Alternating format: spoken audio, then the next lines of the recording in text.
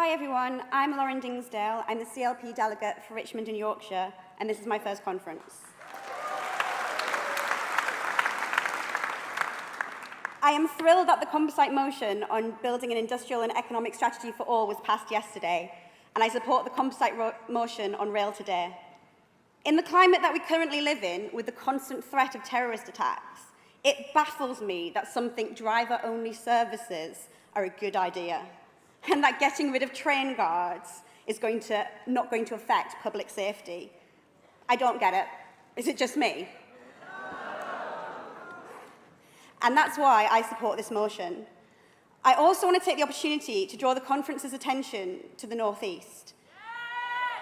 Thank you. An area that has really suffered through lack of infrastructure investment by successive governments. And it's not just about rail. Now, Richmond and Yorkshire might be a beautiful Tory heartland and a beautiful rural constituency, but not everybody there drives a Range Rover.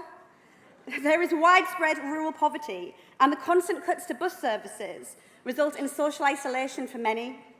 The lack of high-speed broadband means that those in rural areas do not get to benefit from the digital economy.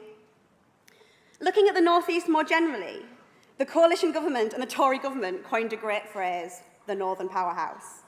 But what does that even mean? I mean, some of the bigger cities might have received a bit more publicity, a bit more funding, and George Osborne got to wear a hard hat. But it's not enough. And it's certainly not helping Richmond, or Middlesbrough, or Darlington, or Stockton, or Gateshead, or Hartlepool, or South Shields, or Northallerton, or County Durham, and Northumberland.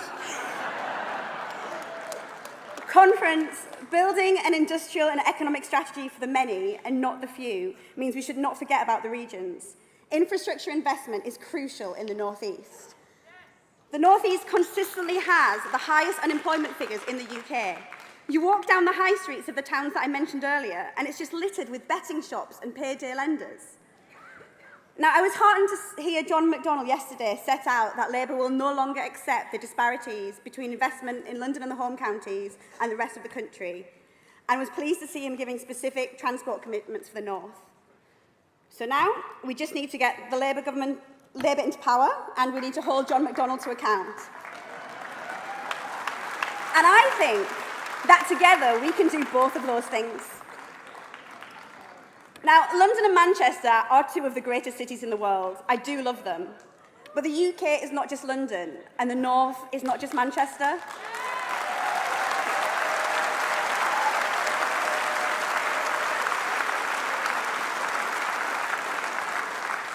And when we formulate policy, we just really need to remember that. Thank you, conference.